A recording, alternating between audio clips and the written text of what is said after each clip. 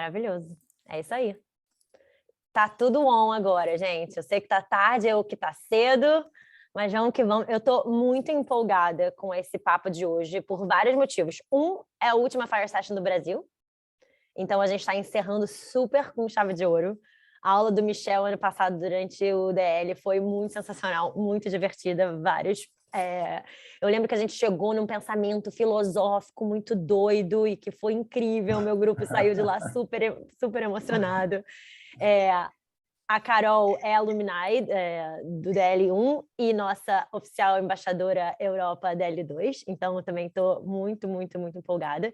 E o Biratã, nosso embaixador pelo segundo ano consecutivo, então assim, hoje tem muita experiência sobre o que é o DL programa, mas também sobre como que a gente vê isso, como que a Ecos traduz através de vocês o que a gente acredita que seja o parâmetro para o design leadership para os próximos 10 anos, eu diria, talvez não sendo muito humilde, mas realmente acreditando no que a gente está fazendo. Então tá, por que a gente está aqui? Quem somos, né? Somos um laboratório de inovação global e independente com foco em design. A Ecos tem 3 business models. O School of Design Thinking, que inclusive é onde o Design Leadership mora, assim como outros cursos no Brasil ou na Austrália, que não são cursos globais no sentido da gente tentar fazer com que a Time Zone funcione. Temos o Eco Innovation Projects e o Ecos Ventures. A gente ajuda novos negócios na criação de valor para inovação para o bem. E ajuda pessoas e organizações a dominar o mindset de inovação e habilidades e ferramentas. Acho que vocês 3 aí, Michel como nosso ex-facilitador, mas o Biratã, a Carol e eu podemos dizer muito bem, com propriedade, que realmente isso acontece. Somos um grupo global, eu estou aqui nos Estados Unidos, mas a gente tem time na Austrália, a gente tem time em Portugal, hoje na Itália, no Brasil, e daqui a pouco por mais lugares, esperamos. Mais de 40 mil profissionais formados presencialmente e desde que a gente fez a nossa transformação digital, mais de 70 mil profissionais remotamente, mais de 150 projetos desenvolvidos pela Ecos. Somos parte e o único laboratório independente que faz parte do Global Design Thinking Alliance, então assim, é um super privilégio e uma honra participar desse grupo fazendo pesquisa sobre design no mundo inteiro. E Design Leadership, nosso bebê, que agora já vai fazer 2 anos, que vai fazer 1 ano, mas a segunda temporada, começando dia 9 de maio. As inscrições ainda estão abertas, é comigo que vocês vão conversar, se vocês tiverem qualquer dúvida sobre a estrutura do curso. Acho que esse não é o momento de falar sobre isso agora, mas a minha agenda vai estar super disponível para quem tiver qualquer tipo de curiosidade para entender o que é, qual é o formato, quem são as pessoas, por que essas pessoas, de onde nasceu esse curso, o que a gente espera com ele. Essa é a jornada do programa, que a gente dividiu em 4 esferas, o que a gente entende sobre design leadership, que é você com você mesmo, porque você precisa ser um profissional, você precisa ser um líder que tenha as suas características únicas para você, então, poder traduzir isso em liderança. E, então, traduzindo isso em liderança, você com outras pessoas, entendendo como ouvir antes de mais nada, como colocar o seu feedback, como enaltecer as características do seu time e as características individuais das pessoas que trabalham com você, que muito provavelmente são de criação. Então, assim, é uma cabeça que só Deus para entender, e você como líder talvez tentar da melhor maneira possível, né, ferramentalizado para fazer tal coisa. E junto com o seu time, então, criando produtos e serviços, entendendo como fazer isso, como entender tendências, como trazer tecnologia. E dentro disso, os seus outcomes, os nossos entregáveis para o mundo. Então, você como líder e sistemas, entendendo stakeholders, tendo visão holística, entendendo a operação, criando processos. Tem uma jornada muito bem desenhada para isso, com pontos que vão ligando ela como um todo por essas 12 semanas que são longas e intensas, mas que são profundas e muito enriquecedoras, não só para a gente como profissional, acho que a Carol e o Biratã podem falar melhor, mas para mim, como quem ainda não lidera um time de design necessariamente, como potencial líder, entendendo quem eu sou, que eu acho que isso é muito importante, a gente não consegue entregar nada que a gente não saiba exatamente de onde vem. Aqui é um pouco do line-up da temporada 2, muito grandes nomes de pessoas brilhantes que estão definindo design já há muito tempo e vão continuar fazendo isso junto com a gente agora. Mais uma vez, começando dia 9 de maio até dia 3 de agosto. São 12 semanas de curso, mas a gente vai dar um intervalo de 1 semana, porque é férias no hemisfério norte, então para as pessoas poderem também ter um tempo de respirar e não achar que a gente tomou as férias deles inteiras, agora que o mundo está voltando muito, entre aspas, ao normal, só que não. É... E vamos que vamos, porque o papo e o palco hoje é de vocês três. Eu estou aqui só para facilitar e ajudar com qualquer coisa que vocês precisem. Também como, né, internacionalmente falando aqui dos Estados Unidos, sabendo as dificuldades que são, quero ouvir o que vocês têm para me dizer e como melhorar também as minhas práticas como designer internacional. Vamos que vamos, Bira. Seu palco. Obrigada a todo mundo por estar aqui, Michel, Carol. Estou muito feliz de estar ouvindo vocês hoje mais uma vez. Legal, Luna, obrigado. Legal a gente estar fechando a nossa a última Fire Session da segunda temporada com esses queridos aqui que eu consegui convidar e agendar para esse dia de hoje. Desde que eu fiz no ano passado o curso, quando eu conheci o Michel, cara, estava louco para convidar ele para fazer outras coisas, porque o cara é fera demais, é puro carisma, e vocês vão ver isso. E a Carolina já também. Já está prometendo muito. A Carolina já estava... Eu tinha contato com ela aqui no Brasil antes dela ir viajar, né? De algumas vagas que a gente andou trocando ideia por aí. Exato. Aí depois a gente foi colega de curso na primeira temporada e agora ela está morando em Berlim. Então, é uma pessoa super interessante para trazer um pouco da sua trajetória e um pouco do que ela acha importante para desafios internacionais da liderança, né? Claro, não falei isso do Michel, mas o Michel mora na Austrália, trabalha na Atlassian, que é uma empresa que eu tenho certeza que 98% dos designers aqui do Brasil conhecem, porque eles usam o Gira. Então não tem como escapar disso muito, né? Mas, assim, falando um pouquinho do tema de hoje, pessoal, o tema de hoje é justamente esses desafios internacionais da liderança em design. A gente tem percebido aqui no mercado brasileiro, inclusive, uma busca cada vez maior de empresas de fora buscando profissionais do Brasil, porque, claro, a mão de obra é muito mais barata e se você encontrar o profissional adequado, você consegue ter quase que o mesmo nível de entrega, né, e de performance. Então, acaba que se abre uma fronteira para os profissionais brasileiros e os profissionais brasileiros também têm muito que aprender. Como que eu faço para sair daqui? Como que eu faço para trabalhar com design lá para fora? Como que eu faço para ir para a Europa ou para a Austrália e não virar um camareiro e não virar um garçom e continuar trabalhando na minha profissão que eu escolhi e que é valorizada no mundo inteiro, né? Então, por isso o convite para vocês dois. E normalmente nas sessions eu também falo respondendo as perguntas, mas hoje eu vou só mediar e vou deixar só vocês falarem, porque a gente quer muito aprender um pouco com a trajetória de vocês e com o que vocês têm para nos passar sobre esses desafios internacionais que não só líderes de design passam, mas qualquer pessoa que trabalha com design passa, desde que trabalhe em contextos multiculturais, em outros países, seja de forma remota ou de forma presencial. Então, eu queria pedir primeiro que vocês se apresentassem, cada um de vocês, falassem um pouquinho da trajetória de vocês. Depois, a primeira pergunta já é quase a ver com a apresentação, porque é para falar um pouquinho da trajetória, tá? Então, na apresentação, sejam sucintos, porque na primeira pergunta daí vocês vão deslanchar. Beleza? Bom, eu começo por mim. Eu sou o Biratã, eu sou designer lead, eu sou founder e CEO do Next Team, que é uma empresa e uma comunidade de profissionais de design aqui do Brasil. Sou professor de curso de pós-graduação na área de design, métodos ágeis e UX, também design thinking. E sou embaixador da Ecos, do curso de Design Leadership pelo segundo ano. No ano passado eu também cursei, além de ter sido embaixador, então acho que é um curso que vale muito a pena, divulgo com muito carinho aqui, com muito coração. Inclusive, a gente vai ter esse ano, na segunda temporada, vagas afirmativas para comunidades, então vai ter vagas para negros, para LGBT, para mulheres, e o pessoal vai poder fazer esse curso de liderança sem custo, como uma forma de a gente incentivar todas as comunidades a participarem e a debaterem um assunto liderança em design, certo? Eu começo com a nossa primeira convidada, como eu sou sempre um cavalheiro, Michel, eu deixo as primeiras damas, tá bom? Carolina, Paul, por favor, se apresente para nós. Tá certo. Obrigada, Biratã. Então, galera, primeiro, muito obrigada ao Bira e à Luna pelo convite, não só para participar da Fire Session hoje, mas também para ser embaixadora do curso. E eu faço minhas as palavras do Biratã também, eu faço questão de divulgar o curso que eu fiz ano passado, foi muito legal e com certeza ajudou bastante aí na minha trajetória. Mas, para simplificar um pouquinho aí, então, né, eu sou a Carolina, ou a Carol, ou a Carol, que é como eu me apresento por aqui, né, para as pessoas conseguirem pronunciar, porque ninguém consegue pronunciar meu nome em português. Imagina o meu. Isso é um dos desafios internacionais, aprender a pronunciar os nomes de todo mundo.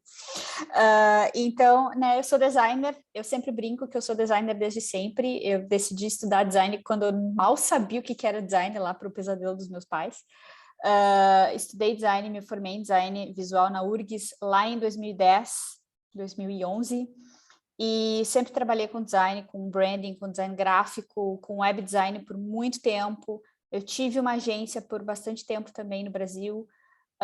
Depois eu acabei trabalhando na área de marketing, ainda bastante focada em branding, trabalhando muito forte com a Atlassian, inclusive, Michel, porque eu trabalhava numa parceira da Atlassian lá em Porto Alegre ainda. Eu sou de Porto Alegre, para quem ainda não percebeu o sotaque. E há 4 anos eu estou morando em Berlim e eu migrei 100% para design de produto, digital, é claro.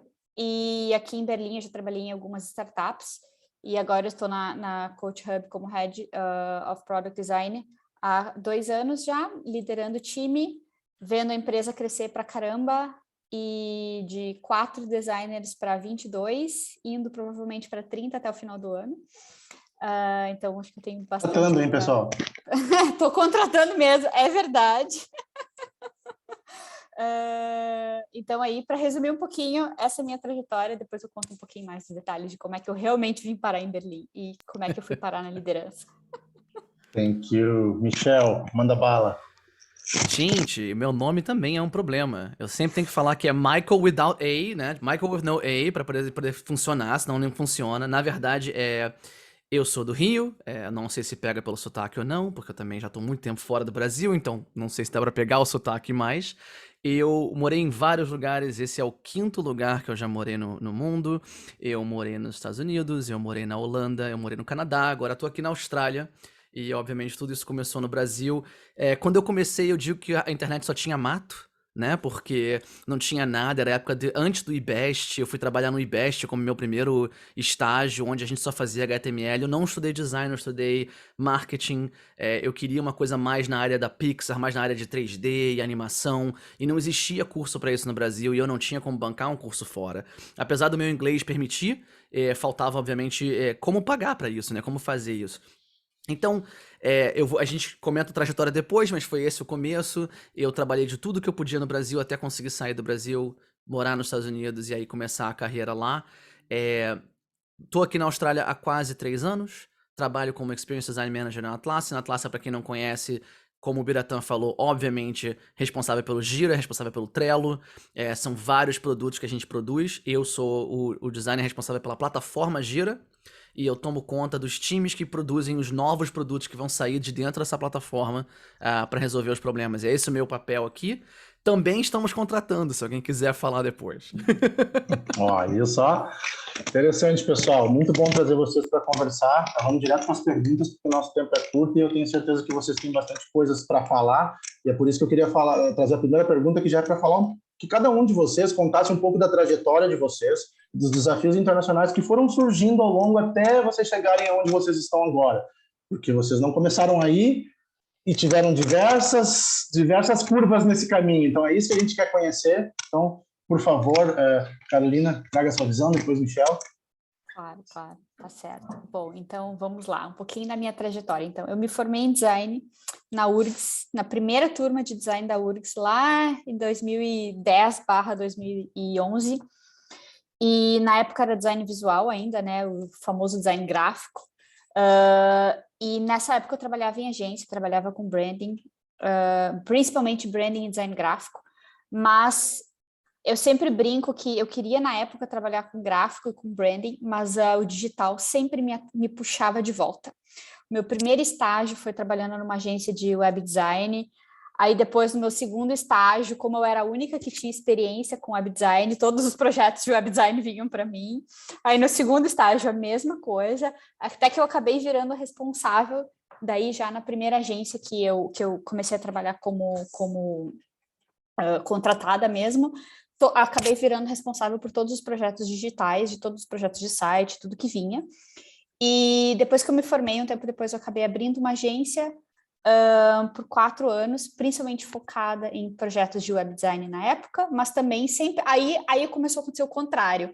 os projetos de branding começavam a puxar de volta para o branding, e daí acabava fazendo um pouquinho dos dois, até que em 2016 eu decidi fechar a empresa por vários motivos, um deles, inclusive, porque eu quebrei financeiramente, e porque, outro motivo, eu queria morar fora do Brasil, e enquanto eu tivesse uma agência atrelada ao Brasil, isso ia ser bastante difícil. Então, fechei a agência e comecei a trabalhar na Ecor, que é uma multinacional de Porto Alegre, parceira da Atlassian, e nessa época eu fui a primeira designer deles, também focando principalmente com marketing e com branding, né, basicamente instituindo design dentro da empresa, porque eles não tinham isso. E aí eu comecei a adquirir muito conhecimento na área de marketing, que é uma área que eu ainda não tinha tanta experiência. E tive o meu primeiro contato internacional, porque a gente trabalhava principalmente com os times dos Estados Unidos, que eram os nossos parceiros com os produtos da Atlassian que a gente apoiava e tudo mais, e a minha chefe na época, ela era americana, e a partir daí realmente começou aquele processo de trabalhar também em inglês, ter contato com pessoas de outras culturas, a possibilidade de talvez viajar, acabou não acontecendo na época, mas enfim, né, foi um primeiro contato internacional. E aí, mais ou menos um ano depois, eu decidi, eu queria muito trabalhar em produto, na área eu queria voltar para o digital. Ali eu estava trabalhando muito com marketing, e apesar de ter aprendido muito, ter sido uma experiência muito legal, tenho muitos amigos dessa época ainda, eu queria muito trabalhar com produto, e eu não queria continuar na área de marketing. E eu realmente queria ter uma experiência internacional, eu já estava ali beirando os 29 anos, e eu tinha aquela cabeça assim, eu tenho que, né, antes dos 30, tem que sair do Brasil, aquela coisa. E aí, em meados de 2017, no iníciozinho do ano, eu decidi, não, ok, agora agora eu vou sair do Brasil. Aí comecei ainda muito aleatoriamente, inclusive eu tenho um post no Medium contando em mais detalhes essa história, mas ali eu comecei a tentar me aplicar, né? Eu tinha vários amigos morando, sei lá, na Holanda, Londres, na Espanha e tal, várias pessoas que eu conhecia, e eu comecei a me aplicar aleatoriamente. Eu tinha certeza que eu não queria ir para os Estados Unidos, não queria ir para a Austrália, queria ir para a Europa, porque era onde eu me identificava um pouquinho mais com a cultura e tudo mais, e comecei a me aplicar totalmente aleatório, não recebi resposta de absolutamente nada. Aí, depois de uns 2 meses, assim, me aplicando meio aleatório, assim, ok, acho que não tá andando. Comecei a refiz todo o meu portfólio, que na época era muito focado em branding, e eu queria migrar para UX UI, né? Na época a gente não falava design de produto, a gente ainda falava UX UI. Mudei meu portfólio, fiz conceitos para botar no portfólio, porque eu não tinha projeto de produto para botar. Não tinha, simplesmente não tinha. Então, fiz alguns projetos. Na época, acabei entrando no TopTal também, para ser freelancer e talvez tentar por ali algum projeto internacional. E aí, nesse meio tempo, comecei a conversar com várias pessoas. Conheci uma menina que trabalhava na Alemanha, e nessa época, eu não estava aplicando para vagas na Alemanha. Eu abri o LinkedIn e aplicava para quase a Europa inteira, mas não aplicava para a Alemanha. Porque eu tinha, sei lá, receio do idioma, receio da cultura. Sabe, muita gente fala, né, que o alemão é um povo muito difícil, que não sei o quê, que o idioma é difícil. O que é um pouco curioso, porque eu sou descendente de alemães, né? Então, eu sempre convivi muito com a cultura alemã, mas eu estava com receio. Conversando com uma menina que trabalhava com UX aqui em Munique, na época, tirei várias dúvidas e tal, e acabei me encorajando. Gente do céu, no dia que eu comecei a aplicar para vagas na Alemanha, eu comecei a receber convite para entrevistas. Eu sempre brinco que foi a Alemanha que me escolheu total, porque eu comecei a receber vários convites para entrevista, algo que não acontecia antes. Aí participei de vários processos seletivos, e enfim, né, consegui a tão sonhada vaga para vir para Berlim. Aí passa aí alguns meses, 2, 3 meses na função de visto, tive vários problemas com visto, tive que validar diploma, minha viagem acabou atrasando por 1 mês, aí aquela coisa, né, tu já tá se despedindo das pessoas, aí no final atrasou mais 1 mês, eu tive que ficar mais 1 mês me despedindo das pessoas por mais um tempo, foi um período bastante engraçado, assim. Aí me mudei, literalmente, no Réveillon, viajei no dia 31 de dezembro para Berlim, perdi escala na mudança, perdi bagagem na mudança, mas cheguei aqui no dia 1º de janeiro de 2018, e no dia 2 de janeiro comecei a trabalhar na empresa nova, que era uma startup pequena aqui de Berlim, já na área de produto, que foi realmente a minha primeira experiência. E foi muito legal, mas ao mesmo tempo muito desafiador por N motivos. Era uma startup bem pequenininha. Eu era, no auge dos meus 29 anos, a pessoa mais velha da empresa. Era realmente uma startup bastante jovem, assim. E aí começou alguns dos desafios também de estar fora do país. 3 meses depois que eu cheguei aqui, a empresa fechou. E aí tu chega naquele momento de, gente, eu acabei de chegar aqui, eu agora tenho um apartamento, eu mal paguei as contas de chegar, de mudança e tudo mais, e eu perdi o meu emprego. E aí, como é que você faz? Você tem um visto que é atrelado ao seu emprego, né? Se você não consegue outra coisa, você tem que voltar. E aí foi uma reviravolta. Depois eu até posso contar em mais detalhes essa história, mas em 4 dias eu consegui um emprego novo. Consegui um emprego novo, fui para uma outra startup, mega pequena, foi tudo na base de indicação, dos contatos e tudo mais. E eu fui a pessoa número 2 que eles contrataram, porque eles já era uma empresa que eles estavam realmente abrindo e eles queriam já começar a empresa com designer no time, o que foi muito legal. Aí, né, ufa, deu tudo certo, consegui um emprego novo, beleza. Aí começa lá e tal, e apesar de o produto até ser interessante, era uma área que eu não me interessei nem um pouco, era uma fintech, era um produto na área de importação e exportação mega chato, nada a ver comigo, detestei. Aí vamos lá, né? Ok. Começa o processo de novo de tentar conseguir um outro emprego. E aqui na Alemanha, ao contrário do Brasil, quando a gente entra numa empresa no Brasil, a gente tem aproximadamente 3 meses ai, meu Deus, agora esqueci o termo em português, é o probation que a gente chama. E aqui na Alemanha são 6 meses. Então, nos primeiros 6 meses... Então, isso. aqui também. É um período de teste, né? E que a gente fala... E a gente brinca que aqui na Alemanha, depois desses 6 meses, é quase impossível demitir. Então, se tu passa os 6 meses, tu tá garantido para um bom tempo na empresa. Boa. E aí, beleza, eu preciso achar um emprego novo antes de fechar esses 6 meses e tal. Isso, 3 meses no Brasil, aqui são 6. Aí, consegui... Faltando 2 semanas antes de terminar os 6 meses, eu consegui um emprego em uma outra startup na área de MedTech, era um aplicativo para a área dos hospitais aqui. Um produto já bastante legal, que eu achava muito legal de trabalhar. E eu fiquei lá por 1 ano e meio, acabei saindo depois de 1 ano e meio, por vários motivos. Um dos principais era porque era uma empresa muito alemã. E muito alemã, eu me refiro literalmente, éramos 2 estrangeiros apenas, e era bastante difícil, porque o produto era bastante alemão, o público-alvo era bastante alemão, então eu não conseguia fazer entrevista com o usuário, porque os usuários nem sempre falavam inglês. Então eu tinha que ficar lá, às vezes, ouvindo o meu colega fazer entrevista e me traduzir o que a pessoa estava falando. Era, né, bastante incômodo. E, obviamente, gente, eu não falo alemão fluente ainda, estou bem longe disso, quem sabe um dia eu vou chegar lá.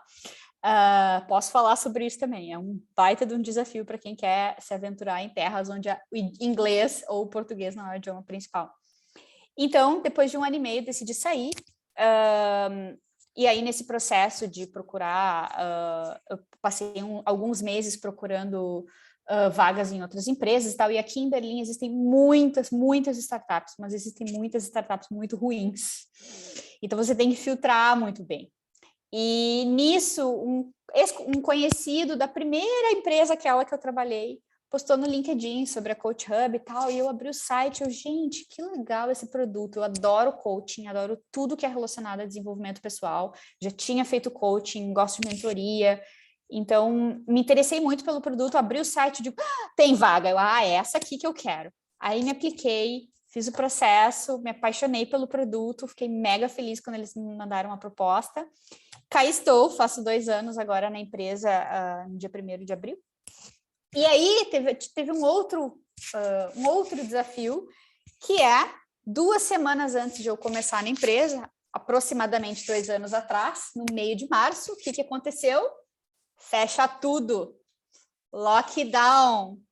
E aí começou aquele desespero, porque eu já tinha pedido demissão, né? Obviamente, assim como tem os 6 meses de experiência, aqui tem 3 meses de aviso prévio. Então, quando você pede demissão, você tem que ficar 3 meses na empresa, até você sair. Você pode negociar, mas a média é 3 meses. E eu estava naquele desespero, porque fechou tudo, né? Todas as empresas fecharam, as empresas de turismo, existem muitas por aqui. Tinha uma amiga que, assim como eu, ia começar num trabalho novo no dia 1º de abril, e a empresa dela cancelou todos os contratos, porque era uma empresa na área de turismo, eles perderam negócios, né? Eles zeraram caixa em uma semana. Então, eu estava naquele desespero de, gente do céu, eu vou conseguir meu emprego, será que eles ainda vão me contratar ou não?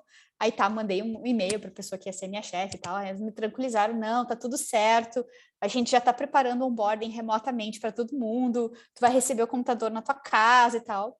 E aí, comecei 100% remoto, levei 1 mês e meio, ou até 2, eu acho, nem me lembro mais, para conhecer o meu time pessoalmente. Né, eu tinha conhecido alguns deles na entrevista, mas eu comecei a trabalhar tudo remoto, e aí foi uns 2 meses, eu acho, até realmente conhecer o time, aí para o escritório a primeira vez e tudo mais, descobri que algumas pessoas eram mais altas, outras eram mais baixinhas do que a gente pensava, aquela coisa bem clássica de quando tu conhece as pessoas remoto primeiro. E aí, obviamente, foi um período aí bastante complicado na economia e bastante instável, como a maioria das empresas por aqui, elas passaram por um sacode econômico, a gente teve o que a gente chama de Kurzarbeit, que é um trabalho curto, se eu traduzo literalmente do alemão, que é uma providência que o governo possibilita às empresas de tu diminuir as horas de trabalho das empresas para que eles não precisem demitir nem nada do gênero, e a grande maioria das startups aqui em Berlim passou por isso, a gente passou por isso também por uns 6 meses, mas aí deu tudo certo, no final, como o nosso trabalho, o nosso produto, ele é focado no remoto, acabou que a pandemia acabou sendo boa para nós, porque, né, é remoto e absolutamente todo mundo estava querendo trabalhar com produtos remotos. Então, aí a gente cresceu na época, quando eu entrei, éramos 100 pessoas, agora, se eu abro aqui a nossa ferramenta de RH, nós somos quase 700 no total, em 2 anos. O time de design, quando eu entrei, éramos 4, agora somos 22, mais ou menos. Eu já até perdi a conta, porque entrou tanta gente nos últimos dias agora, que eu já nem sei mais. E também, resumindo assim, rapidinho, a minha trajetória na CoachHub, eu entrei, na verdade, como sênior, e na época, logo que eu entrei, eles me convidaram, pelo meu perfil já e pelo meu nível de senioridade, eles perguntaram se eu tinha interesse em liderar o time. Aí eu super topei o desafio, porque eu já queria entrar na área de liderança de qualquer forma, e me tornei team lead, então praticamente já logo que eu entrei. E desde janeiro, aí, com um pouquinho de culpa do design leadership, né, eu me tornei head do time também, e agora eu estou liderando não só o time de produto, como o time de pesquisa e o time de comunicação visual também. Eu só não lidero a parte de marketing, mas todo o resto é comigo.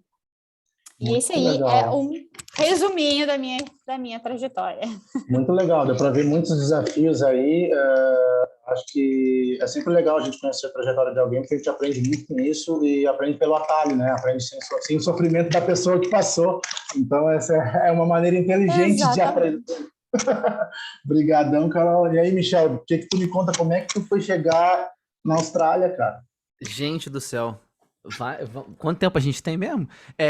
Então, o problema é o seguinte, né, cara? Como eu falei, quando eu comecei só tinha mato. Então, assim, eu comecei na época do IBEST, a internet estava bem engatinhando.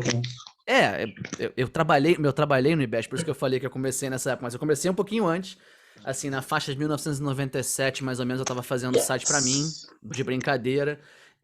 Assim, começando faculdade, fazendo site pra mim, pros meus amigos, criando zine entre si e tudo mais. E isso era uma brincadeira, não era algo que eu levava a sério, não era um trabalho, né? Tipo, quando eu entrei na faculdade, obviamente, um professor reparou e falou assim, poxa, legal isso que você faz, né, e tal, por que você não vem ser estagiário na minha agência? Eu fui ser estagiário na agência, a agência trabalhava pertinho do IBEST, trabalhava junto com o IBEST, fazendo colaborações, produzindo sites pro IBEST, e aí o IBEST falou assim, gostei do seu HTML, do seu código, vem pra cá trabalhar com a gente. Quer dizer, eu comecei a ver então que tinha algo nisso e que podia ser uma carreira. Com isso eu comecei a construir, né, tipo, vários sites, trabalhar em várias agências, mas eu sempre tinha na minha cabeça que eu queria trabalhar fora. A frase que eu usava pra mim é, tipo, eu queria trabalhar nas empresas que faziam a internet. Entendeu? Assim, eu quero trabalhar no Vale do Silício, as empresas que fazem a internet. Por sinal, nunca trabalhei no Vale do Silício. Mas o foco era esse, o foco era trabalhar nas empresas que faziam a internet. E aí, cara, eu fui juntando experiência, fui juntando dinheiro pra fazer, olha, eu vou pros Estados Unidos, vou tentar cara a tapa e vamos ver o que que dá. O meu currículo sempre tive em inglês, sempre botei pra fora, sempre consegui gente respondendo, mas o problema sempre foi, você não tá aqui. Você não tá aqui. Hoje em dia tem muito remoto, hoje em dia tem muita experiência de fazer Zoom e tudo mais. Na época não tinha, nós estamos falando de 2002, 2003. Resolvi, de novo, vou dar a cara a tapa, vou viajar para os Estados Unidos, vou ver o que que dá. Peguei um visto de viagem normal, fui passar 5 meses lá e comecei a correr atrás de entrevista. Eu consegui uma entrevista no Yahoo, que é uma das histórias que eu mais gosto de contar. Tava com tudo fechado para fazer uma entrevista no Yahoo, que era assim um sonho na época, porque o Yahoo ainda era maior do que o Google. Nós estamos falando de realmente muito tempo atrás. E aí, nessa época, eu tenho. Né, a entrevista no Yahoo era uma coisa ridícula, são 8 horas do dia, todas organizadas, com quem você vai falar, com quem você vai almoçar, com quem que você vai conhecer. É uma coisa bem complicada. O processo de entrevista é uma coisa que vale a pena estudar quando vocês tiverem tempo, assim. Vai num Glassdoor, vai perguntar para as pessoas que trabalham lá para ver como é que é a entrevista, porque a do Yahoo era difícil.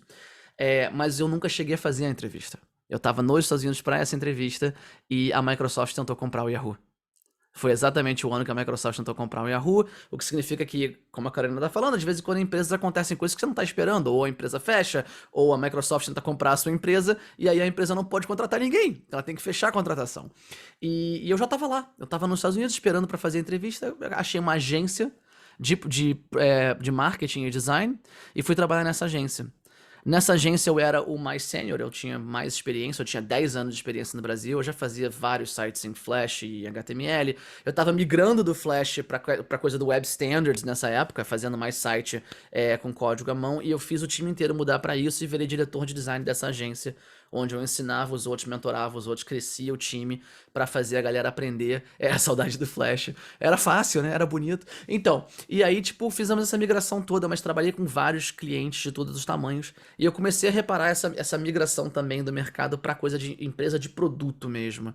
E eu trabalhei com muita empresa de produto que eu era o designer de fora, externo, contribuindo com o grupo, fazendo parte do Agile, do Scrum, fazendo parte do planejamento do que eles queriam fazer, mas eu sempre estava externo, eu sempre sentia aquela falta de poder estar presencial no grupo deles, para poder influenciar mais as coisas, ao invés de vir pra gente só para resolver o problema, voltar para eles e a gente não ter aquele impacto com o usuário no final das contas. Faltava isso.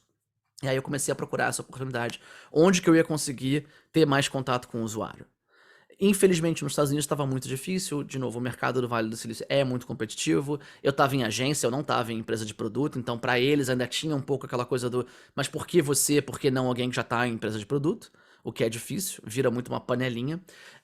E com essa dificuldade, eu resolvi abrir minha cabeça e aplicar para tudo que é lugar. A Booking.com estava contratando na Holanda e a Booking.com estava focando muito em crescer o time e crescer a ideia de usar A/B testing para poder fazer você aprender o que o usuário realmente está te dizendo. A gente dizia que A/B testing na Booking é como se fosse o body language do usuário, né? Como se fosse você ver o usuário andando pela sua loja. Bom, achei que era um desafio interessante, apliquei e fui morar na Holanda durante 4 anos, passei 4 anos lá. A gente tinha 20 designers quando eu cheguei, a gente tinha 220 quando eu saí. Um time de crescimento ridículo, mas a empresa também, obviamente, estava no pico de vender, né, mundialmente, mais de 1 milhão de vendas de hotel por dia, uma coisa realmente fora do normal. De lá eu reparei que aquele desafio eu já tinha conquistado, entender o usuário, fazer o A/B testing, mas eu queria mais o design thinking, eu queria mais, entendeu, um tempo para chegar no usuário. Eu achava que, porque a gente fazia A/B testing, muita gente via aquilo como, eles jogam coisa na parede para ver o que cola, né? E aí o que colar, o que o usuário disser que tá ok, tá bom. Então, eu queria uma coisa um pouco mais pensada, uma coisa um pouco mais trabalhada. Eu apliquei para várias empresas, eu obviamente escolhi também países dessa vez, já sabia que os Estados Unidos era difícil. Eu pensei, bom, quais são os lugares que falam inglês? Eu não queria aprender alemão, Carolina, é difícil. Já tinha aprendido holandês é chato pra caramba pra aprender. Falei, não quero mais uma. E nisso já com 2 filhos também, o que também é um desafio, né? Porque você tem que negociar na sua vida onde você quer que os seus filhos vão, onde você quer que... Eu procurei na Inglaterra, mas a Inglaterra tava no Brexit, eu fiquei meio na dúvida. E aí eu procurei na Austrália e no Canadá. Na Austrália, a maior empresa é a Atlassian, na parte de tech, e no Canadá é a Shopify. Eu apliquei para as duas, eu consegui passar para as duas e acabei escolhendo ir para a Shopify. Fui para a Shopify, passei 2 anos no Canadá, trabalhei com eles, aprendi bastante coisa também, muito mais focado em saber o que o usuário quer antes. A gente fazia uns desafios, assim, a gente lançou um warehousing system, né? No caso, um sistema de armazéns para competir com a Amazon. O meu time era responsável por isso. E o grande desafio é que a gente não tinha um sistema de armazém. A gente não tinha nenhum armazém. Então a gente construiu um armazém fake dentro do nosso escritório, sabe? E aí a gente começou a produzir código de barra e negócio de envio de produto. E o swag que a empresa vende, porque cada funcionário novo que entra na empresa ganha um bilhete para comprar uma blusa da Shopify ou o que fosse, você comprava do nosso warehouse, do nosso armazém, pra gente poder testar o sistema que a gente estava construindo. E aí em 6 meses a gente testou o sistema, upgraded disso para um armazém de verdade, e aí começou a fazer esse teste no mundo real. Só que Canadá é difícil, né? Tipo, tem outros desafios de fora do seu trabalho, entendeu? Então, enquanto os desafios do trabalho eram interessantíssimos, entendeu? O desafio de ter menos 45 graus de temperatura, ou de você ter 2 filhos e ter que lidar com o que, né? Tipo, colégios e tudo mais. Eu tenho um filho com autismo, eu tenho uma filha com ADHD. É difícil você ter... déficit de atenção, desculpa. Inglês vem sempre primeiro. Então, você tem que lidar com certas dificuldades de colégio e tudo mais, e dificuldades de visto, dificuldades de negociação com o visto dos países.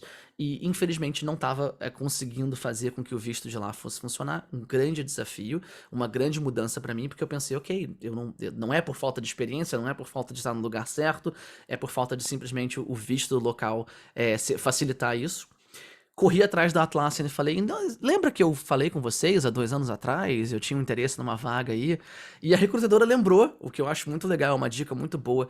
Conheça os recrutadores, fale com eles no LinkedIn, mantenha esse contato, porque você não imagina, mas eles lembram de vocês e eles guardam informação. O recrutador do Yahoo de 10, 15 anos atrás ainda mantém contato comigo no LinkedIn. O recrutador da Atlassian de 7 ou 8 anos atrás, ele tá no Facebook hoje em dia e de vez em quando pergunta se eu não quero trabalhar lá. Ele foi trabalhar na Spotify, me mandou de novo o convite. Quer dizer, mantenha esse contato, crie esse networking com os recruiters, porque eles mantêm você. Mas eu apliquei, falei com o pessoal da Atlassian e ele falou, olha, não sou eu, é outra pessoa, mas eu vou te passar a pessoa certa. Me passou a pessoa certa, eu fiz o processo de entrevista de novo, e aí, obviamente, quando eu passei pra lá, fiz uma mudança total de família pra cá, bota tudo no barco, enfim, tudo. Dessa vez eu mudei com tudo. Mudei com 3 crianças, cachorro, casa nas costas e atravessar do Canadá pra Austrália. Bom, cheguei, mesmo desafio de sempre, você tem que aprender como é que é a cultura da empresa, que tipo de cultura você tá. Eu achei que nas entrevistas uma das coisas também que eu aprendi é tentar descobrir se a cultura da empresa é a cultura que eu quero trabalhar. Esse para mim é um dos maiores desafios, porque você tá investindo em morar fora do país, né? E em morar num lugar dessa empresa. E para mim é um peso muito grande se eu dissesse para você, por exemplo, que eu tô aqui, a Atlassian é a maior, para onde que eu vou? Para qual é o próximo lugar daqui? Entendeu? Será que eu quero o segundo melhor? Será que eu quero o terceiro? Será que eu quero uma startup? Ou será que eu quero a estabilidade de uma empresa como essa? E por causa da estabilidade de uma empresa como essa, eu tenho que ter certeza que essa empresa vale um investimento de levar a minha família para lá, certo? E que a cultura vai alinhar com a minha. Então, assim, em alguns lugares você vê que a Carolina falou que ela lidava com uma empresa que era muito alemã, que tinha muito alemão. No Canadá era muito canadense, era todo mundo da mesma faculdade, era todo mundo do mesmo colégio, porque a cidade era pequenininha, a cidade é Ottawa, é uma cidade de gente, assim, 1 milhão de pessoas na cidade. Certo? Enquanto Amsterdã tem 1 milhão de pessoas na cidade, mas é do mundo todo, Ottawa é 1 milhão de pessoas na cidade, mas nasceu todo mundo ali. Então era muito diferente. O meu trabalho na Book eram 100 nacionalidades no mesmo prédio.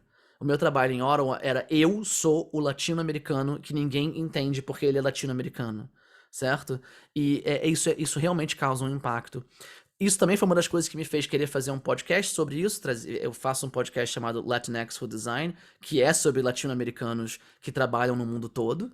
para quem quiser checar, e tem muita gente legal com quem eu falei, gente que trabalhou comigo na Booking, gente que trabalha nos Estados Unidos, é o mundo todo, e esse é o desafio que todos nós passamos, a sua língua não é a língua primária, a pessoa não estudou a mesma coisa que você, a pessoa não viu a mesma televisão que você, as suas piadas às vezes não encaixam, a sua cultura às vezes não encaixa. Então você tem pelo menos que entender que a cultura da empresa encaixa com a sua. Assim, na Booking era deliver hoje, entrega hoje, sempre. Na Shopify não importa hoje, a gente está construindo para daqui a 100 anos. E na Atlassian a gente tem uma negociação entre os dois.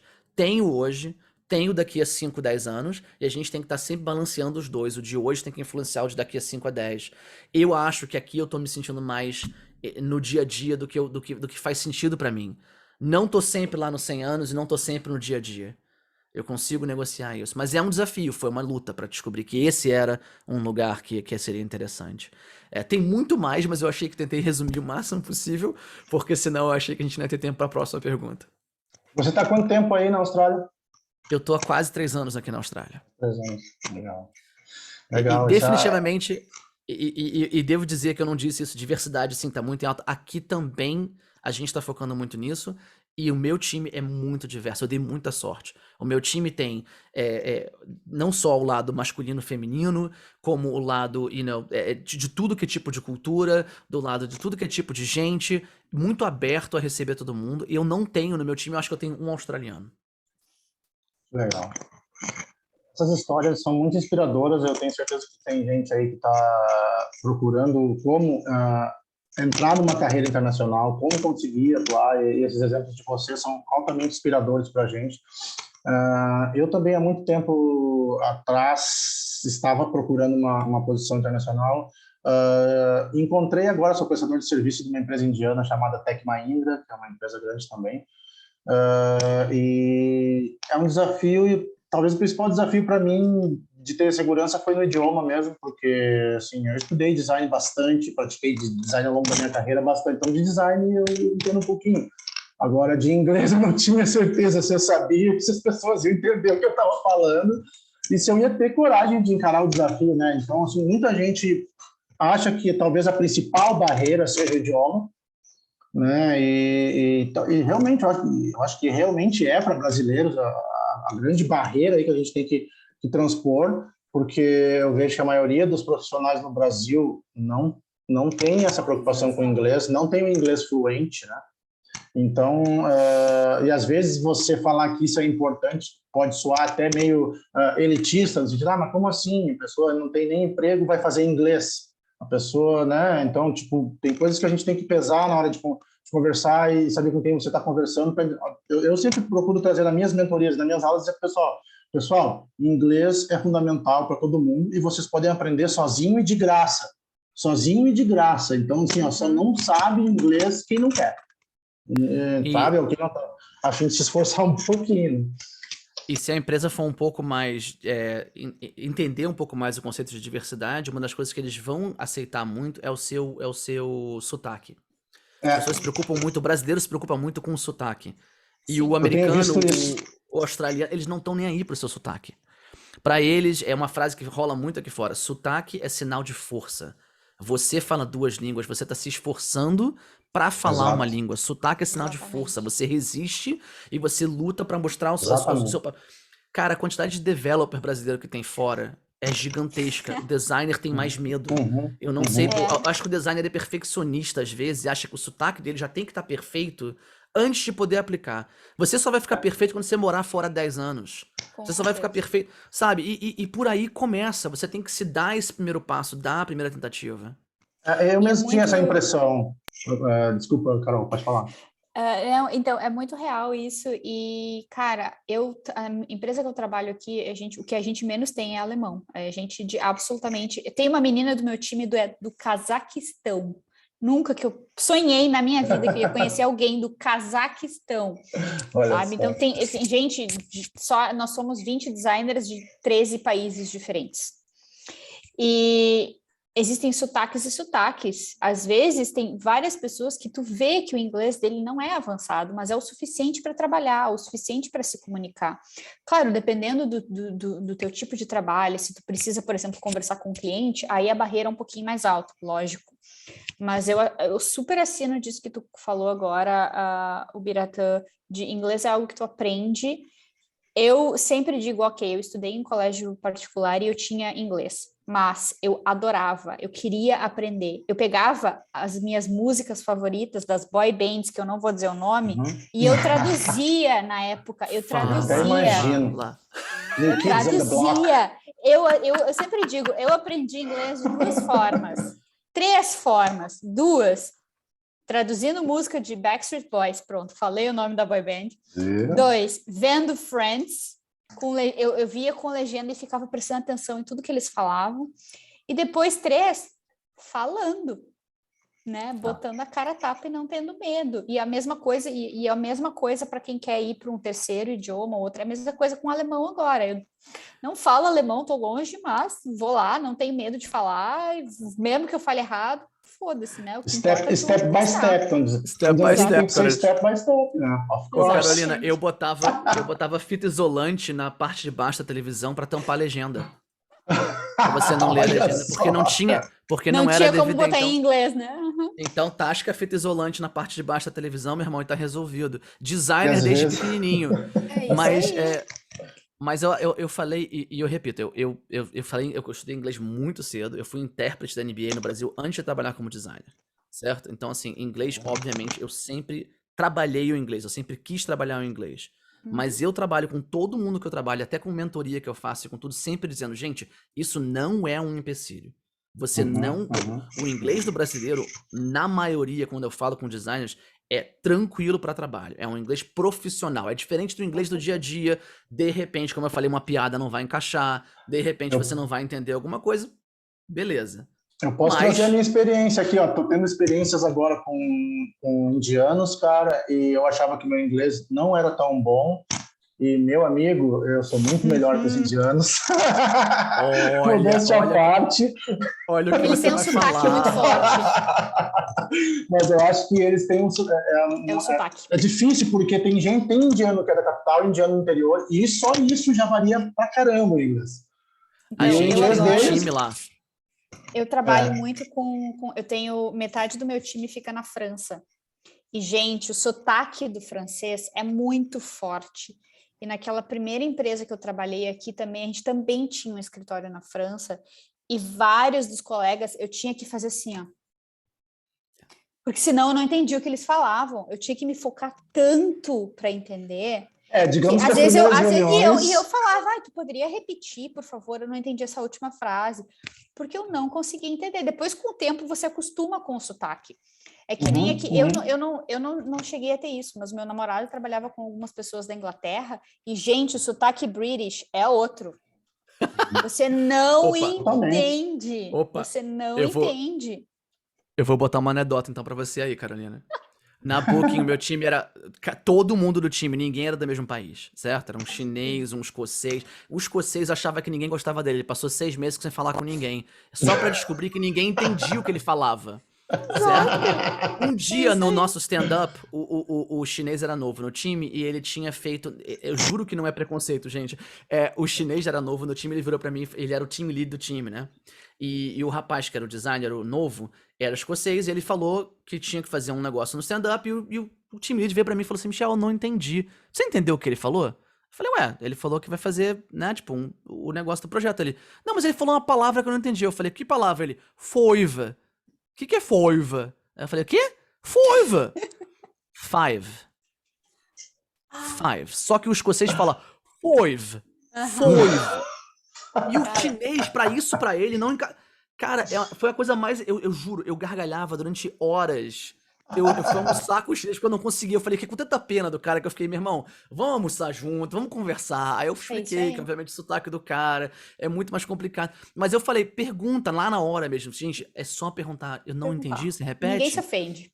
Ninguém se ofende. O meu time, metade do meu time é em Bangalore e outra metade do meu time é na Polônia. Então, se você não for acostumar ao fato de que você vai lidar com sotaques diferentes, de novo, o inglês internacional, eu repito muito isso por causa do podcast que eu faço, o sotaque internacional é a regra. O sotaque americano, o inglês, o australiano, não é a regra. O regra é o inglês internacional. Tem mais gente internacional falando inglês do que gente falando inglês que é nativo. Certo? Exatamente. Então, assim, você é o normal, não são eles que são o normal. E é bem legal essa visão que tu trouxe também de que eles percebem que, pô, a gente está falando um outro idioma, a gente está se esforçando para sair da nossa zona de conforto e indo aprender uma nova linguagem para trabalhar num outro contexto, né? Eu sempre falo, tem um amigo meu que está na França agora, está em Paris e está completando 2 anos em Paris. E ele também trabalhava aqui em Floripa, front-end developer, agora ele está de diretor de front-end na Louis Vuitton, em Paris. E ele foi receber essa proposta que nem tu, assim, de família inteira, de ir todo mundo, mulher, filho, e adotar a ideia de, cara, e ele foi para lá com a ideia de aprender francês mesmo, e foi do zero francês, foi para lá, e hoje ele praticamente fala 80% do tempo francês com o time dele, porque lá na França o pessoal também não alivia muito do inglês, não. Cara, vai aprender o francês, porque o inglês é só para sobreviver, beleza? É tipo isso, assim. E é uma experiência muito interessante, sabe? E todo mundo que eu conheço que está na Europa agora fala justamente essa questão assim, cara, não pense que o idioma é uma coisa que vai te limitar ou que seja fundamental. Você precisa saber se comunicar e mais do que isso, você precisa ter coragem de falar. Porque muitas vezes as pessoas sabem falar e não têm coragem. E acham que vão errar, ou acham que vão passar vergonha, velho. Eu falando com os indianos, eu não sei, mas deve parecer um índio, assim, falando inglês, mas é melhor que muitos ingleses que eu vi por aí, entendeu? E a gente consegue se comunicar, eu consigo defender os pontos de vista, consigo defender as ideias que a gente está apresentando, eles também, a gente se entende.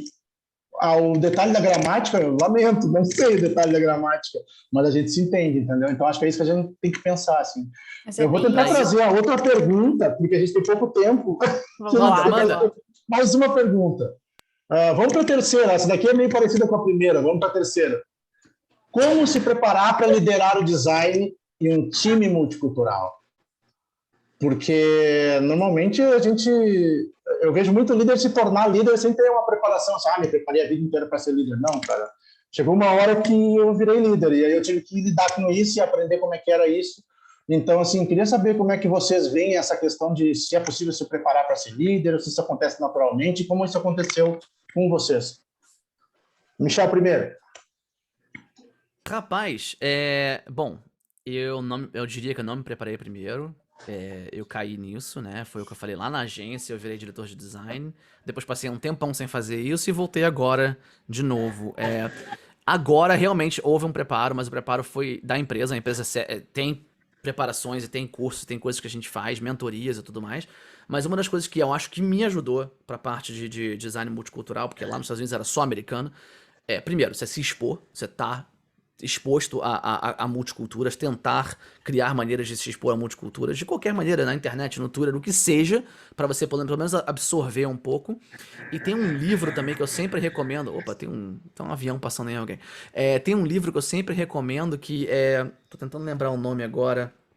É da Erin Meyer. Caramba, pera aí. Digitando no meio do negócio. Erin Meyer, The Culture Map. Esse livro é muito legal. O Culture Map é o seguinte, eu vi uma apresentação do Farai Madsma na Shopify. Farai Madsma é um africano que mora lá no Canadá, comentando que ele é o único, ele é um de um no time dele, né? Porque ninguém lá veio da África. Tem afro-americanos, mas ninguém veio da África realmente direto pra lá. E aí ele comentando que ele é esse um de um e mostrando que com esse livro ele pôde aprender a olhar a cultura dos outros. E a Erin Meyer não fez só um livro, ela fez um sistema de materiais pra você ver online, onde você pode colocar assim, brasileiro faz isso, americano faz aquilo. Então você vê assim, por exemplo, asiáticos normalmente são pessoas alto contexto. Você não precisa explicar muita coisa pra eles. Se você der uma dica, se você falar uma frase pra eles, sem explicar muito, pra bom entendedor, meia palavra abaixo, o asiático já é excelente atendedor, ele já entendeu. Você nem precisou terminar a frase, você só falou pra bom, ele já, ok, já fui, tô lá na parada. É muito isso, o livro mostra essas coisas. Enquanto o americano, você tem que falar assim, a gente vai fazer 3 pontos hoje, e o primeiro ponto é esse, e o segundo ponto é esse, e o terceiro ponto é esse, e os 3 pontos que eu vou fazer são esses, que o objetivo é que você entenda essas 3 coisas. Quer dizer, eu falei 3 vezes as 3 coisas que eu ia falar na mesma frase. Né? Tipo, é um extremo contexto de necessidade de entender o contexto. Mas são maneiras diferentes de interpretar. Mais uma coisa, o alemão, especificamente, você nunca começa a sua apresentação explicando como você chegou no objetivo. Você começa com, aqui tá o resultado. E agora tá todas as coisas que eu fiz pra chegar lá. O americano, você nunca faz isso. Você sempre começa com, deixa eu te falar tudo que eu fiz. Eu fiz um monte de coisa. Coisas pra caramba. Essas coisas que eu fiz chegaram nesse resultado. Falar isso pro alemão, o alemão desiste no meio do caminho e já foi embora. Já desistiu de você. O holandês também. Passa pra Carolina, desculpa, Carolina, eu me empolguei aqui com o livro. Não, eu achei ótimo, principalmente esse final aí, porque é um ótimo resumo da diferença, e principalmente da cultura do alemão, é exatamente assim. E eu acho que tu tocou no ponto-chave, é sobre entender culturas e gostar de pessoas, e de aprender com as pessoas, e ouvir as pessoas.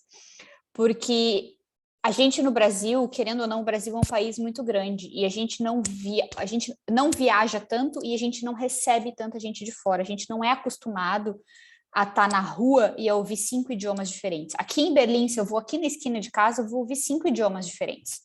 No Brasil, eu mal ouvi o portunhol lá da Argentina, um portunhol bem portunhol, e olha lá, né? Exatamente, talvez no Rio, ali nos pontos mais turísticos, mas é só. Aqui não, tu vai no supermercado, tu vai ter alguém falando um outro idioma. Então, você começa a conviver com isso e começa a perceber o comportamento. É engraçado, mas no momento que você começa a viajar, você começa a observar como turista, como cada cultura se porta como turista. Existem os grupos, eu sempre brinco, sempre que eu estou viajando, eu sempre falo, cara, se eu ouvir na rua, se eu vi um grupo de gente barulhenta, tu pode ter certeza, é brasileiro ou italiano. Se for um grupo grande, com umas máquinas fotográficas gigantes, seguindo um guia, é asiático. Normalmente chinês ou japonês. E se você vê, então você começa a perceber essas pequenas diferenças. No momento que você começa a trabalhar com pessoas, eu trabalhei numa empresa bastante alemã, é bem isso que o Michel falou. O alemão está interessado no resultado, pá. O processo, talvez ele te pergunte depois. Talvez. Ele quer saber, ele é objetivo e prático, ele quer que você chegue na hora, fale qual é o resultado, e é isso. E ele vai te dar um feedback curto, grosso. Mas no bom sentido, não no mau sentido. Ele não vai ser grosso com você, ele vai ser prático e objetivo, direto. Ele vai te dizer, eu gostei disso, eu acho que isso poderia ser melhor. O holandês, eu já ouvi dizer que é pior ainda, ele é mais direto. Ele realmente direto. Ele é bem direto. O Berliner, eu sempre brinco que o Berliner não é alemão, tá? O Berliner é um outro país dentro da Alemanha. O Berliner é mais próximo do holandês, assim, ele também é curto, grosso e direto. Outras culturas é diferente. Pode falar aí. Não, desculpa, eu ia adicionar que o mais legal é que dá pra aprender porque você falou assim, gostar de gente. Eu gostei muito disso. É realmente isso, é gostar de gente. E dá pra aprender porque o alemão e o holandês, a língua é muito longa e é muito difícil. Então eles querem respostas rápidas e ao ponto. Tem que ser ao ponto. Eu não posso bater papo com você porque eu não tenho um qual é pra falar com você. A minha palavra do qual é demora 2 horas. Então o cara tem que estar sempre ao ponto. É muito difícil pra eles, porque eles acostumaram com isso, virou parte da cultura, certo? Então, não assim, só isso. Manda. Não só isso, no alemão o verbo fica no final da frase. Então o cara tem que encurtar muito a frase, porque para te entender a frase tem que chegar no final, gente. O verbo tá lá no final. Não faz sentido. Então é bem isso. E outra coisa que eu já observei é existem culturas. Claro, generalizando, né? Pessoas sempre vão ser diferentes e uma cultura não é um retrato 100% fiel de todas as pessoas dessa cultura. Mas existem culturas que gostam de processos. Eu trabalho com algum... Eu tenho uma menina no meu time que ela é da Coreia, ela gosta de processos, ela precisa entender as estruturas e seguir os processos. Eu tenho uma menina americana no meu time, ela gosta de estrutura, de templates, de seguir passos. Eu tenho um menino italiano no meu time que, cara, ele trabalha na bagunça dele. Ele vai seguir um processo, mas muito mais de um ponto de vista mais genérico. Ele não necessariamente vai ter 300 templates no Miro ou no Confluence ou qualquer coisa. A gente também usa o Confluence. Então, cada pessoa vai ser diferente. Algumas culturas vão ter, talvez, pessoas mais parecidas, mas isso é muito variável, e o principal desafio é entender isso. Entender como as pessoas lidam com feedback. Algumas pessoas, e o brasileiro é uma delas, a gente tem uma forma de dar feedback muito mais como a gente brinca, de passar a mão na cabeça. A gente é bonzinho, a gente acaricia, a gente vai dando as bordas, até tu explicar para a pessoa o que você realmente não gostou. Porque, por N motivos, muitas pessoas, a gente leva muito, como brasileiro, a gente leva as coisas muito mais para o pessoal. Se eu fazer isso para um alemão, gente, ele vai olhar para minha cara, o meu chefe mesmo já olhou para minha cara e disse, o que tu quer? Tem que simplificar. E o mesmo vale ao contrário. Eu sempre brinco que eu sempre fui uma pessoa muito direta. Eu sempre fui direta e objetiva e prática. No Brasil, algumas pessoas achavam que eu era grossa. Aqui, eles acham que eu sou muito boazinha e eu floreio tudo. Eu poderia ser ainda mais direta. Então, é uma questão de adaptação. A forma como eu dou feedback para algumas pessoas, é diferente da forma como eu dou feedback para outras pessoas. A forma como eu explico os projetos ou a forma como eu delego os projetos varia de cada um. Você tem que conhecer cada pessoa e adaptar de acordo com cada pessoa. E esse é, com certeza, o maior desafio. Eu acho que tem um skill seu, né? Tipo, seu como profissional, assim, no sentido de você tem que ter a intenção de gostar de trabalhar com pessoas, de gostar de trabalhar com pessoas diferentes, de diferentes culturas, e não achar que isso é um problema, ou achar que isso é um problema para eles ou para você, ou achar que isso é uma barreira, né? Eu acho que é mais por isso, no sentido de ter uma intenção mesmo para construir isso. E uma coisa que você falou que para mim é estranho até hoje mesmo, assim, tipo, eu ando na rua, no Brasil, e quando eu vejo uma pessoa falando um outro idioma que não é português, já me espanta. Não precisa nem ser espanhol. Então, olha como é diferente, né? Você vai aí para Berlim, vai para Sydney, pô, lá você vai achar gente falando de diferentes idiomas, e é normal isso, e eu acho que a gente aqui é que tem que aprender um pouco que isso é normal, perder um pouco dos constrangimentos que a gente tem de falar. Eu conheço um monte de gente que fala e que tem um super vocabulário e não fala de medo e de falta de coragem. Cara, bota a cara. Eu acho que o que a gente mais aprendeu aqui com vocês falando é assim, ó, não precisa ser 100% em inglês, eu falar bem inglês para tentar os desafios. Sejam persistentes, mandem seus currículos, tenham versões do seu LinkedIn ou dos seus currículos em inglês e em português, porque aí abrem portas para vocês. Tenham bons relacionamentos com os tech recruiters, porque eles vão sempre lembrar de vocês. Olha quantas dicas a gente levantou aqui hoje, né? Então, assim, acho que tem um caminho interessante. O mercado está em ebulição, procurando profissionais no Brasil direto. Conheço um monte de gente que já está trabalhando, prestando serviços para empresas de fora. E é a tendência natural, porque as empresas daqui não conseguem competir a nível salarial. E agora, com a possibilidade de trabalho remoto, até antes a gente tinha, como o Michel falou, ir para lá. Agora a gente não precisa nem ir para lá. A gente pode trabalhar para lá daqui. Então, é só a gente se preparar. Né? A gente precisa do idioma para se comunicar com as pessoas, para defender nossas ideias, etc. Então, assim, queria aqui, para encerrar o evento, agradecer demais a presença da Carolina Pó. Primeira vez que a gente se vê pessoalmente, assim, mas a gente já troca ideia há um tempão. Admiro muito a sua trajetória, seu trabalho.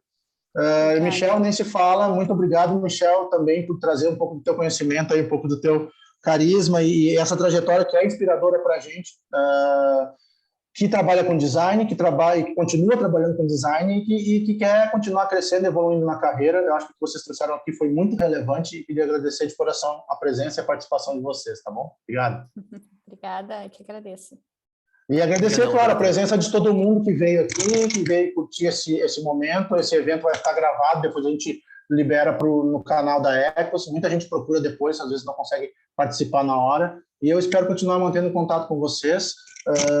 Assim que eu for demitido e precisar de uma vaga, vou bater na porta de vocês, tá? Pode deixar.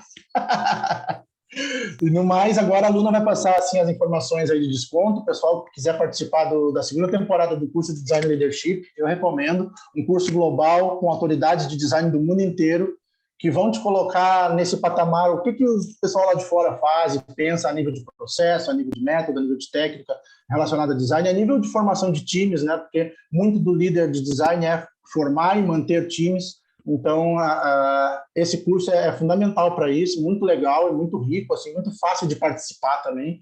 Tem cupom de desconto aí rolando, falem com a Luna, tá? Tem cupom de desconto meu também, se você pegar o meu, já ganha um descontinho a mais.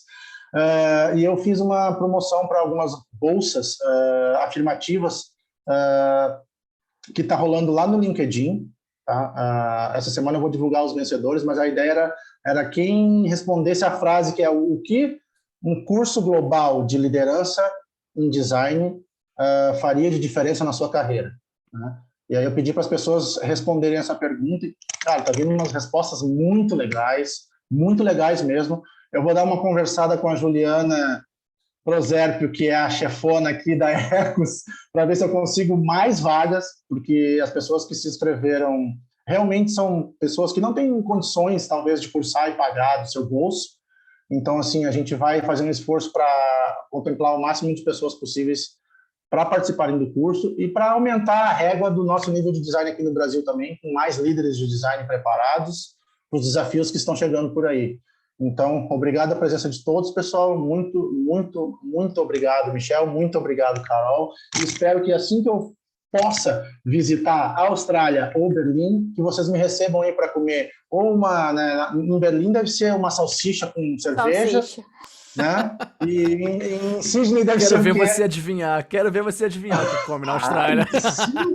Churrasco? Talvez churrasco um bom churrasco. Churrasco de canguru. Ó, rapaz, tem, não brinca não, hein? Um hambúrguerzinho de canguru sempre tem. Não, mas alguém acertou ali um Vegemite no pão também rola. Agora, ó, se você perguntar mesmo o que se come aqui, é uma comida asiática chamada laksa. Depois procura. Laksa? Vou procurar, pode deixar. Cultura, viu? Isso é novidade para mim também. Então tá, pessoal. Obrigado por todos terem vindo. Mantemos contato. Estamos no LinkedIn, se conectem, mantemos contato sempre por lá. E bom ano para todo mundo. Até mais. Valeu. Obrigada a todo mundo. Qualquer coisa, manda um e-mail, procura no LinkedIn, tamo junto. O cupom de desconto tá aqui.